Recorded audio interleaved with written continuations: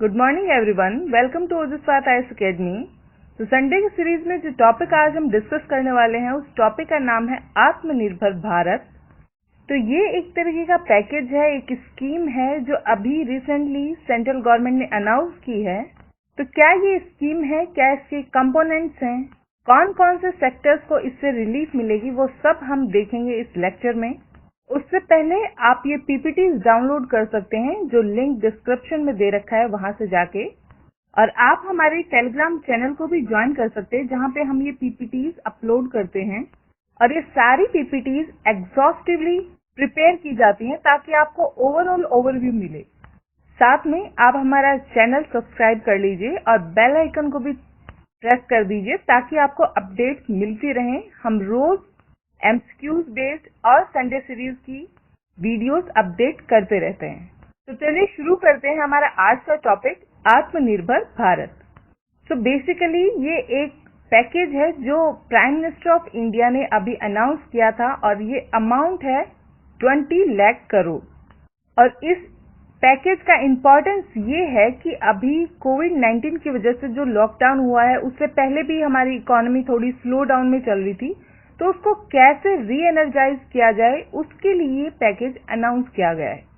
और इस पैकेज के साथ में ये होप की जा रही है कि जो सेक्टर्स अभी ट्रबल में चल रहे हैं उनको थोड़ी रिलीफ मिलेगी और जो न्यू विजन है इमर्जिंग इंडिया का उसको थोड़ा प्रोत्साहन मिलेगा।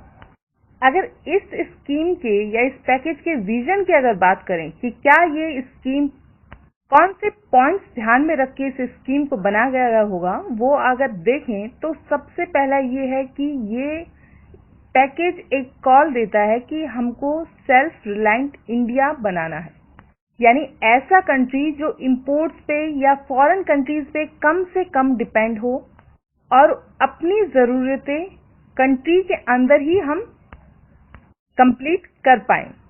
तो आत्मनिर्भर भारत के 5 पिलर्स हैं जिसमें economy, infrastructure, system, vibrant demography और डिमांड्स आते हैं। और ऐसा एस्टिमेट किया जा रहा है कि ये जो 20 लाख करोड़ का पैकेज है ये अराउंड इंडिया की जो जीडीपी है उसका 10% है। और जिस स्लोगन पे आजकल ज्यादा इम्पैक्ट दिया जा रहा है वो है कि वोकल फॉर लोकल प्रोडक्ट, ताकि उनको ग्लोबल लेवल पे पहचान मिले। साथ में फोकस होगा 4L पे, meaning land, labour, liquidity and laws. साथ में एक पैकेज अनाउंस किया गया, प्रधानमंत्री गरीब कल्याण पैकेज। वो देख लेते हैं कि उसके क्या क्या कंपोनेंट्स हैं और कैसे वो हेल्प करेगा। अब गरीब कल्याण से आप समझ सकते हैं कि ये पुअर्स को हेल्प करने के लिए है। तो ये पैकेज है अराउंड 1.70 लाख करोड़ का उन गरीब लोगों की हेल्प के लिए जो कोरोना वायरस से लड़ रहे हैं। तो इसके अंदर पर हेल्थ वर्कर एक इंश्योरेंस कवर दिया जाएगा ₹50 लाख एंड अराउंड 80 करोड़ जो पुअर हैं उनको बेनिफिट होगा कि उनको 5 kg वीट या फिर राइस पर पर्सन दिया जाएगा नेक्स्ट 3 मंथ तक। ऐसे ही नेक्स्ट 3 मंथ तक 1 kg दाल भी मिलेगी हर हाउस होल्ड को, वो भी फ्री। देन नेक्स्ट 3 मंथ तक 20 करोड़ के अराउंड जो विमेन हैं जिनका जन धन अकाउंट है उनको ₹500 मिलेंगे पर मंथ। गैस सिलेंडर्स भी फ्री ऑफ कॉस्ट प्रोवाइड किए जाएंगे जो बेनिफिट करेंगे अराउंड 8 करोड़ पुअर फैमिली। और जो मनरेगा वेजेस हैं उनको भी इंक्रीज किया गया है अराउंड ₹202, जो पहले था अराउंड 182। अब यहाँ आपके लिए क्वेश्चन ये है कि क्या मनरेगा के अंदर सोशल ऑडिट का कोई प्रोविजन है? और दूसरा क्वेश्चन आपके लिए ये है कि इंडिया का कौन सा स्टेट है जिसने लीगली या ये मैंडेटरी कर दिया है कि सोशल ऑडिट्स होंगी? आप ये दोनों आंसर करेंगे कमेंट सेक्शन में। और इसी पैकेज के अंदर ₹1000 दिए जाएंगे around 3 crore poor senior citizen, poor window और पुअर दिव्यांग्स को, क्योंकि ये लोगों को माना जाता है कि वो वल्नरेबल सेक्शन के अंदर आते हैं और इंडिया एक वेलफेयर स्टेट है तो उनका ध्यान रखना इंडिया की रिस्पॉन्सिबिलिटी है।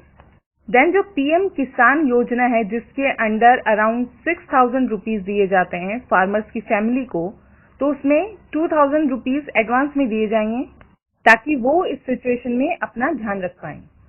देन 24% जो मंथली वेजेस हैं उनका क्रेडिट पीएफ अकाउंट में डाला जाएगा, जो बिल्डिंग या कंस्ट्रक्शन वर्कर्स हैं उनका अराउंड 3 मंथ्स के लिए। साथ में अराउंड 5 करोड़ वर्कर्स जो हैं जो रजिस्टर्ड हैं अंडर एम्प्लॉय प्रोविडेंट फंड में, उनको नॉन रिफंडेबल एडवांस दिया जाएगा 25% अमाउंट का और 3 मंथ ऑफ वेजेस का, जो भी कम होगा वो। ये जो स्कीम है उसको भी हमने एमसीक्यूज में कवर किया है। और जो कोलैटरल फ्री लैंडिंग्स हैं उनकी भी लिमिट्स इंक्रीज कर दी गई है from ₹10 to ₹20 lakh for women जो सेल्फ हेल्प ग्रुप्स के अंदर हैं। साथ में जो डिस्ट्रिक्ट मिनरल फंड है उसका भी एक सप्लीमेंट की तरह के यूज किया जाएगा, ताकि जो फैसिलिटीज है मेडिकल ट्रीटमेंट की या स्क्रीन की, इनमें इम्प्रूवमेंट किया जा सके। अब यहाँ पे भी ईपीएफ यानी कि एम्प्लॉयज प्रोविडेंट फंड की जो स्कीम है उससे रिलेटेड थोड़ा देखते हैं कि इस स्कीम से कैसे सपोर्ट मिलेगा बिजनेस और वर्कर्स को। तो प्रधानमंत्री गरीब कल्याण पैकेज के अंडर में जो पेमेंट था एम्प्लॉयर या फिर एम्प्लॉयर्स कंट्रीब्यूशन का, वो 12% था, जो कि ईपीएफ अकाउंट्स में करना था फॉर मार्च, अप्रैल एंड मई 2020 तक। और ये सपोर्ट एक्सटेंड कर दिया गया है और बाकी 3 मंथ्स के लिए, यानी कि मई के बाद में जून, जुलाई, अगस्त तक। बट अभी जो इम्प्रूवमेंट किया गया है, अभी जो चेंज किया गया है अगले 3 मंथ्स के लिए, वो ये कि पहले जो स्टैट्यूटरी प्रोविडेंट फंड का कंट्रीब्यूशन था दोनों एम्प्लॉयर और एम्प्लॉयज के लिए, वो 12% ईच था, बट अब वो रिड्यूस करके 10% कर दिया गया है। यानी कि एम्प्लॉयर को 10% कंट्रीब्यूट करना है। हाँ, एम्प्लॉयज अगर चाहें तो 10% से थोड़ा ऊपर कर सकते हैं, लेकिन एम्प्लॉयर उसको मैच नहीं करेगा, यानी इक्वल कंट्रीब्यूशन नहीं हो सकता। एम्प्लॉयर पे ये ऑब्लिगेशन नहीं है कि वो 10% से आप ज्यादा करें। हालांकि जो सेंट्रल पब्लिक सर्विस एंटरप्राइजेज हैं या फिर स्टेट पीएसयूज हैं, यहाँ पे कंट्रीब्यूशन 12% ही रहेगा, एम्प्लॉयर्स का जो कंट्रीब्यूशन है वो।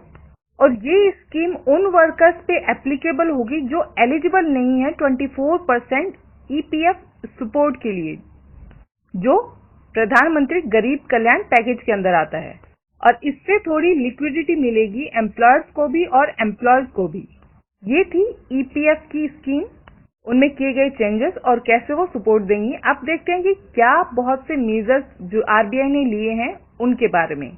तो जैसा कि वेज एंड मीन्स एडवांसेस की लिमिट थी, उसको आरबीआई ने एक्सटेंड किया, रेज किया, 60% कर दिया कि इतना वो ओवरड्राफ्ट कर सकते हैं स्टेट भी।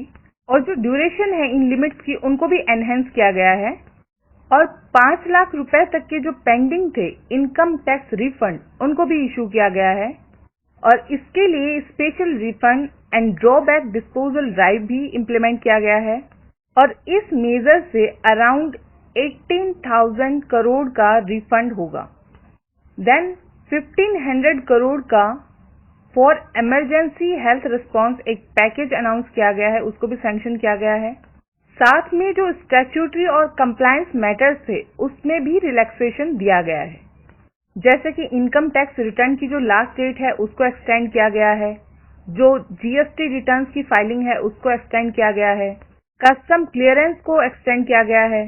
तो ऐसे बहुत से रिलैक्सिंग मेजर्स लिए गए हैं ताकि लिक्विडिटी बनी रहे इकोनॉमी के अंदर। और ये जरूरी भी है क्योंकि कोविड-19 की वजह से इकोनॉमी के अंदर ग्रोथ, डिमांड, सप्लाई तीनों डिसरप्ट हो गई हैं। और इन सब की वजह से हो सकता है फ्यूचर में एक ऐसा फोर्स भी हो, मीन ऐसी नौबत भी आ सकती है कि स्ट्रक्चरल चेंजेस लाने पड़े, जिस तरीके से इकोनॉमी की ग्रोथ, डिमांड और सप्लाई डिसरप्ट हुए हैं, क्योंकि पूरा वे ऑफ लाइफ ही एक तरीके से चेंज हो गया है। अब थोड़े दिन पहले आरबीआई ने रिजल्ट भी रिलीज किए थे, 89 जो राउंड हुआ था इंडस्ट्रियल आउटलुक सर्वे का। तो उसमें कुछ डायमेंशन थे कि इकोनॉमिक डिसरप्शन कैसे हुआ है कोरोना वायरस की वजह से, फिर उसमें आरबीआई ने क्या स्टेप्स लिए, तो वहीं देखते हैं। तो पहला कि इकोनॉमिक डिसरप्शन कैसे हुआ है कोरोना वायरस से। तो जैसा कि इन्वेस्टर सोच रहे हैं, वो डर रहे हैं कि ये जो स्प्रेड हुआ है कोरोना वायरस, उससे इकोनॉमिक ग्रोथ काफी ज्यादा डिस्ट्रॉय हो गई है। इनफैक्ट यूएस के अंदर तो जो अभी हाईएस्ट रिकॉर्ड रहा है कि इतने लोगों ने फाइल किया है अनएम्प्लॉयमेंट के लिए, जिससे पिक्चर क्लियर हो जाती है कि कहीं ना कहीं एम्प्लॉयमेंट पे इस पे बहुत एडवर्स इम्पैक्ट पड़ेगा। और इसी तरीके से जो ऑयल है उसकी भी प्राइसेस लो हो गई हैं। एंड OECD का एस्टिमेट अगर देखें तो जो वर्ल्ड की इकोनॉमी है वो इतना स्लोएस्ट रेट में ग्रो कर सकती है जिससे बाहर निकलने में शायद काफी टाइम लग जाए, क्योंकि अभी जो रेट चल रही है वो इतनी स्लो है जो 2009 के अंदर भी नहीं देखी गई थी। कुछ सेक्टर्स जैसे टूरिज्म, एविएशन, हॉस्पिटैलिटी, ट्रेड, ये सब और भी ज्यादा हिट हुए हैं क्योंकि ये सब डिपेंड करते थे सर्विसेज पे, ग्लोबलाइजेशन पे। तो आगे इन पे कैसा इम्पैक्ट रहने वाला है वो भी देखना पड़ेगा। अब ये भी अनुमान लगाया जा रहा है कि कंजप्शन में स्लो डाउन आएगा तो ये कहीं ना कहीं प्रोडक्शन को भी हिट करेगा, उसको भी बैडली इन्फ्लुएंस करेगा। और अगर रेटिंग एजेंसीज की बात करें तो चाहे ग्लोबल लेवल की हो या डोमेस्टिक लेवल की, उनका एक ही मानना है कि जो कोविड-19 पेंडेमिक है वो एक इकोनॉमिक सुनामी की तरह होगा इंडिया के लिए।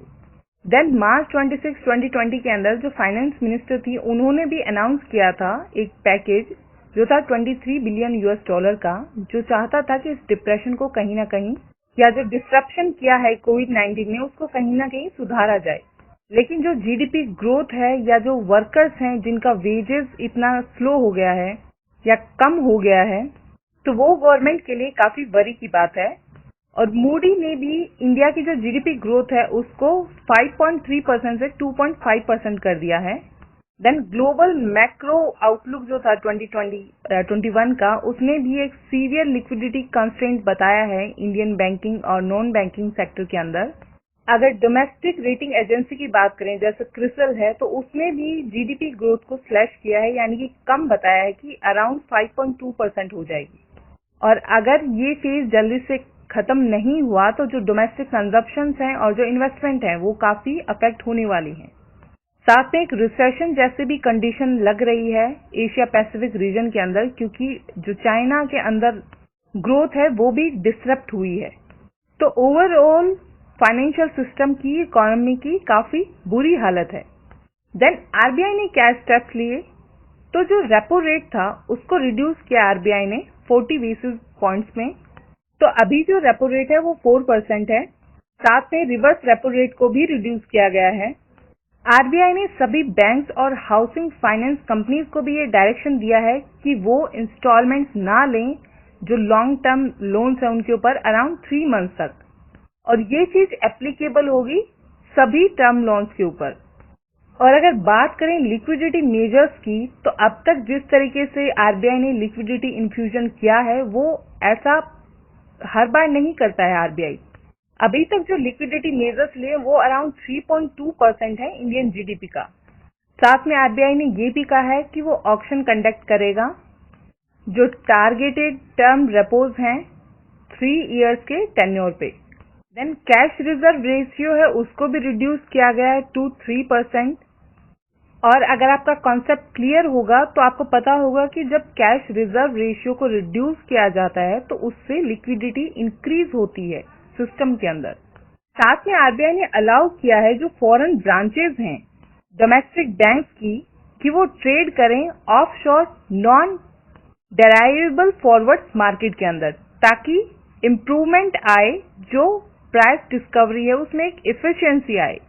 साथ में जो एक्सपोर्टर्स हैं उनके लिए भी मेजर्स लिए गए हैं। अब बात करें एमएसएमईज की, तो अराउंड 3 लाख करोड़ जो कि कोलेटरल फ्री ऑटोमेटिक लोन्स हैं वो अनाउंस किए गए हैं फॉर बिजनेसेस। इसके अंदर एमएसएमईज भी आते हैं। साथ में एक इमरजेंसी क्रेडिट लाइन भी अनाउंस की गई थी जो बिजनेसेस या एमएसएमईज इंक्लूड करते हैं उनके लिए, बैंक्स या एनबीएफसी से वो अराउंड 20% तक वहां से एंटायर आउटस्टैंडिंग क्रेडिट ले सकते हैं। और इसके लिए एलिजिबिलिटी क्राइटेरिया अगर देखें तो जो बोरोवर्स हैं उसको अराउंड 25 करोड़ आउटस्टैंडिंग होनी चाहिए उसके पास में, या फिर 100 करोड़ टर्नओवर उसका होना चाहिए। इस पे इंटरेस्ट को भी कैप कर दिया गया है, यानी कि एक सर्टेन अमाउंट ही उसको देनी पड़ेगी इंटरेस्ट के ऊपर। साथ में बैंक्स और एनबीएफसीज को 100% क्रेडिट गारंटी कवर दिया गया है, प्रिंसिपल पे भी और इंटरेस्ट पे भी। और ये स्कीम अवेल की जा सकती है 31 अक्टूबर 2020 तक। और ये ना कोई गारंटी फी की डिमांड करती है और ना ही फ्रेश कोलेटरल इसमें चाहिए। तो ये सब किया गया था एमएसएमईज के लिए। देन वो एमएसएमईज जो स्ट्रेस थे या फिर ट्रबल में थे, उनको अराउंड 20,000 करोड़ का एक सबऑर्डिनेट डेट प्रोवाइड करेगी गवर्नमेंट, और इससे अनुमान लगाया जा रहा है कि अराउंड 2 लाख जो एमएसएमईज हैं उनको बेनिफिट होगा। और इसमें ऐसी एमएसएमईज अवेलेबल होंगी या फिर वो एलिजिबल होंगी जो एनपीएस के अंदर आती हैं या फिर जो स्ट्रेस्ड हो चुकी हैं, यानी कि एमएसएमईज जो फंक्शन कर रही हैं लेकिन एनपीएस और स्ट्रेस उनके अंदर बढ़ रहा है।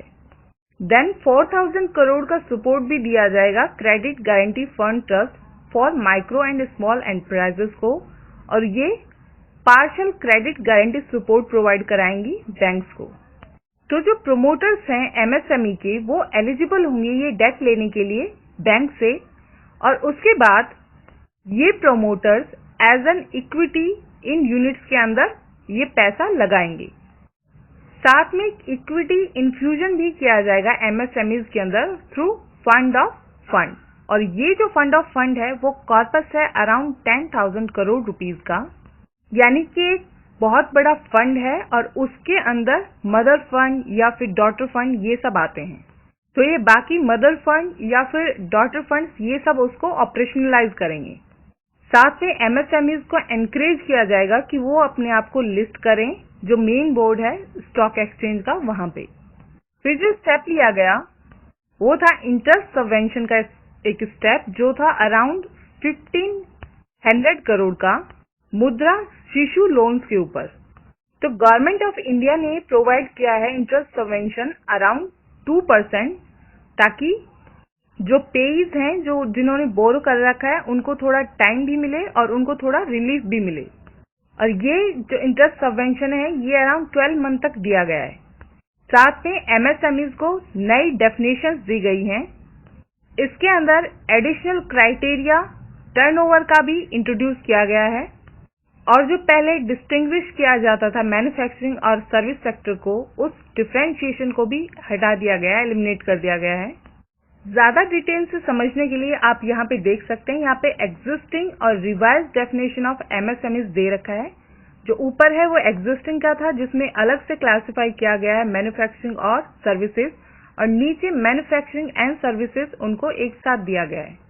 और पहले सिर्फ इन्वेस्टमेंट दिखाया गया था, अभी इन्वेस्टमेंट प्लस टर्नओवर भी दिखाया गया है, और जो अमाउंट है उनमें भी चेंजेस किए गए हैं। तो आप देखें इसको। देन ग्लोबल टेंडर्स के साथ में क्या किया गया है कि जो ग्लोबल टेंडर्स थे उनको डिसअलाउ कर दिया है गवर्नमेंट ने अंडर गवर्नमेंट प्रोक्योरमेंट टेंडर्स, जो कि 200 करोड़ से कम के हैं, यानी इतनी अमाउंट तक ग्लोबल टेंडर अलाउ नहीं किए गए हैं। और इसके लिए नेसेसरी अमेंडमेंट्स भी किए जाएंगे जनरल फाइनेंशियल रूल्स के अंदर।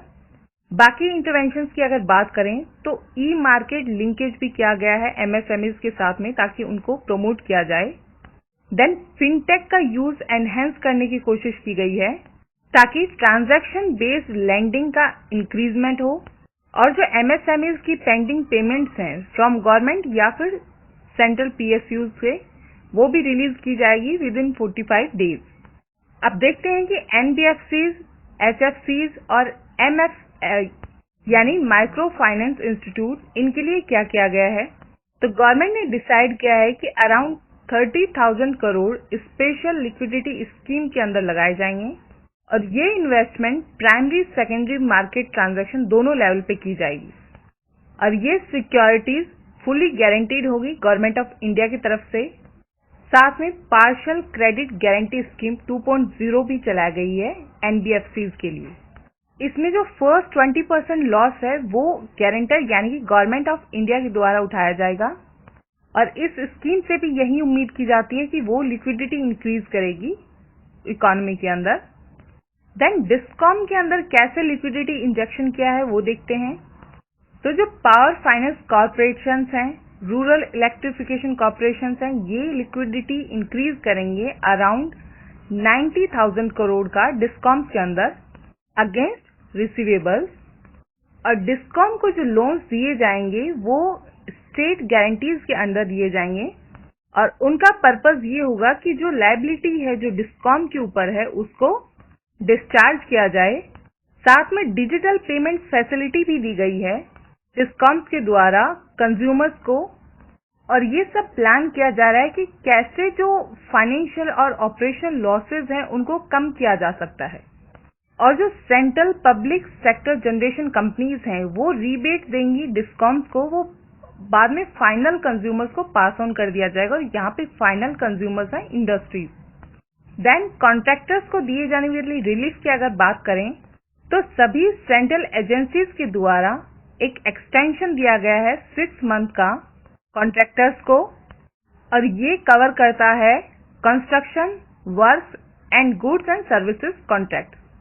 देन जो रियल एस्टेट प्रोजेक्ट्स हैं अंडर रेरा, आपको ये बताना है कि रेरा स्टैट्यूटरी ऑर्गेनाइजेशन है या किसी स्टैट्यूट के अंदर, किसी लॉ के अंदर बनाई गई है या नहीं बनाई गई। इसके अंदर भी रजिस्ट्रेशन और कंप्लीशन डेट है उसको एक्सटेंड कर दिया गया है बाय 6 मंथ सभी रजिस्टर्ड प्रोजेक्ट्स के लिए, जो एक्सपायर होने वाले थे 25 मार्च 2020 या उसके बाद में। और इसके लिए कोई इंडिविजुअल एप्लीकेशन की जरूरत नहीं है। बाद में fresh project registration certificate automatically issue कर दिए जाएंगे विद रिवाइज टाइमलाइन। अब लास्ट में देख लेते हैं डायरेक्ट टैक्सेस के लिए क्या किया गया है। तो जो रेट्स हैं tax deduction at source for non salaried specified payments जो रेजिडेंट्स को किए गए हैं, या जो रेट्स हैं टैक्स कलेक्शन के at source for specified receipt, उनको रिड्यूस कर दिया गया है बाय 25% जो एग्जिस्टिंग रेट है उससे। साथ में जो ड्यू डेट थी सभी इनकम टैक्स रिटर्न्स की फाइनेंशियल ईयर 2019 और 20 के लिए, उसको भी एक्सटेंड कर दिया गया है 31 जुलाई से 31 अक्टूबर टू 30 नवंबर। ऐसे ही टैक्स ऑडिट के लिए भी डेट एक्सटेंड की गई है 31 अक्टूबर तक। साथ में थोड़े दिन पहले गवर्नमेंट ने अनाउंस किया था विवाद से विश्वास स्कीम, जो डायरेक्ट टैक्सेस से रिलेटेड थी, जिसको हमने एमसीक्यूज में भी कवर किया था, जो एक्चुअली डायरेक्ट टैक्स पेमेंट से रिलेटेड थी। उसका भी पीरियड एक्सटेंड कर दिया गया है और उसके लिए कोई एडिशनल अमाउंट देने की जरूरत नहीं है। तो ये सब थे वो मेजर्स जो गवर्नमेंट, आरबीआई इन सब ने लिए हैं कि कैसे इकोनॉमी को री एनर्जाइज किया जाए, कैसे डिमांड सप्लाई की जो चेन एक तरीके से टूट गई है उसको ठीक किया जाए। थोड़ा लेक्चर फैक्चुअल था, बट हमने कोशिश की है कि सभी चीजें एक साथ आपको दी जाएं ताकि आपको इधर उधर ना भागना पड़े। So thank you so much for watching the lecture. Channel को सब्सक्राइब करें, वीडियो को लाइक करें, कमेंट करें एंड शेयर करें। So stay safe, stay healthy, have a nice day and thank you.